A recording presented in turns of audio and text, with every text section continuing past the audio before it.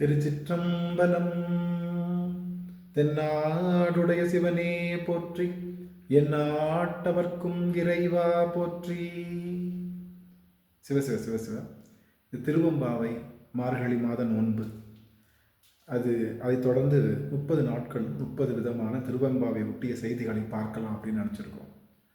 அந்த வகையில் முதல் நாளாக இன்றைய தினம் திருவம்பாவை எதற்காக நோன்பு நோக்கப்படுகின்றது அப்படிங்கிற செய்தியை பார்க்கலாம். இந்த திருவம்பாவை என்பது மார்கழி முழுவதும் 30 நாட்களும் சிவபெருமானை நோக்கி பெண்கள் நோன்பு நோற்பதாக செய்யப்படுகின்றது. இந்த பெண்களின் நோன்பு 2 செயல்களை பற்றி இருக்கின்றது. முதலாவதாக நல்ல மனவாழ்க்கை கிடைக்க வேண்டும் என்ற நோன்பும், அது வீட்டுக்கு நல்லது. இரண்டாவதாக இந்த வையகம் மும்மாறி பொழிய வேண்டும் என்ற மழை பொழிவிற்காகவும் நல்ல மனவாழ்க்கைக்காகவும் பெண்கள் நோன்பு நோற்பதாக நமக்கு காலம் காலமாக சொல்லப்படுகின்ற நோன்பு. பெண்கள் இருக்கின்ற பல நோன்புகளிலே இந்த திருவம்பாவை நோன்பு சைவர்களுக்கு மிகச்சிறந்த நோன்பாக சொல்லப்படுகின்றது. ஆக மழை பொழிவும் மனவாழ்க்கையும் அப்படிங்கிறது தான் இங்கே முக்கியமான ஒரு விஷயம். மழை பொழிவும் மனவாழ்க்கையும் இது ஏன் ரெண்டும் வேணும் அப்படின்னா, உங்களுக்கு தெரியும், விசும்பின் துளிவீலின் அல்லால் மற்றாங்கே இங்கே பசும்பொல் காண்பது அரிது அப்படின்னு சொல்வது போல, நமக்கு மழைப்பொழிவு இல்லை அப்படின்னா இங்கே எந்த விதமான வளங்களும் இல்லை.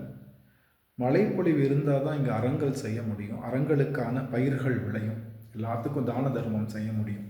இந்த தான தர்மம் செய்யணும் அப்படின்னா அது இல்லறத்தில் இருந்தால் மட்டும்தான் செய்ய முடியும். கணவன் மனைவியாக செய்கின்ற தானமே மிகச்சிறந்த தானம்னு சொல்லப்படுகின்றது.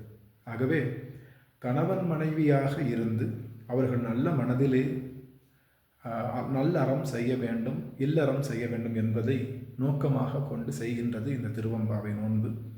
ஆகவே நல்ல கணவன் அமைந்து விட்டால் இல்லறமும், நல்ல மழை பொழிந்தால் உலகத்தில் நல்லறமும் பெருகும் என்ற 2 முக்கிய சிந்தனைகளை நாம் இன்றைய தினம் நாமும் நம்முடைய குழந்தைகளுக்கும் சொல்லிக் கொடுத்து இந்த உலகம் உய்ய நல்ல மனை வாழ்க்கையும் நல்ல மழை பொழிவும் பெற வேண்டும் என்ற அந்த திண்ணமான முடிவை செய்து நாம் இந்த திருவம்பாவையை அண்ணாமலையார் அரும்பெரும் சோதியை நினைத்து தொடங்குவோமாக.